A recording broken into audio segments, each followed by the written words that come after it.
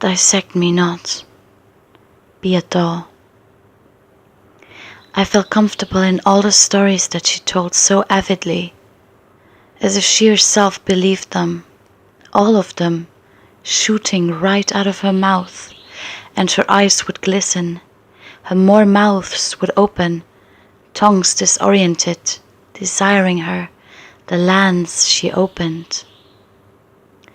She would talk and narrate, crushing all shadows and doubts, the back head of her silhouette where the worms feast, the cracked wrapping paper, a box without a jack, emptiness, a blown-up house of cards without identities and hierarchies.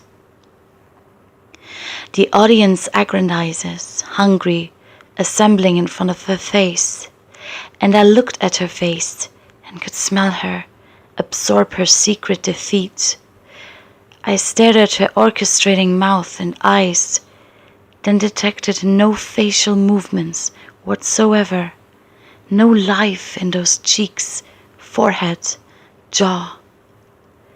She had a dead face that let loose all the empty rooms within her mind, all the galloping void thoughts that had lingered around the stark corners of her skull, burning and crispy, her inner devastation and despair that had run out of time long ago and could not be saved anymore, no more.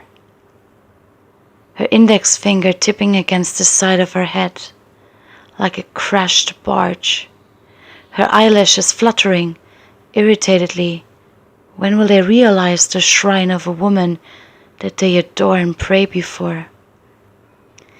I could hear her wisdom teeth cracking in the back of her mouth. A moment of truth. Something stirs still.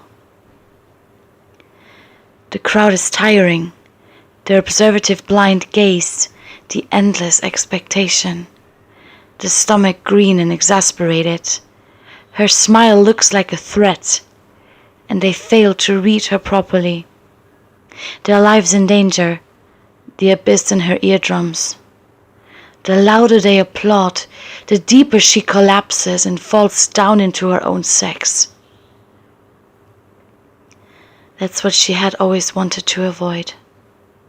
The exposure, open vulnerability, the true state of things, dissolved by the unknown touch born meaningless, the grinding operators, objectifying eyeballs, killing what they covet.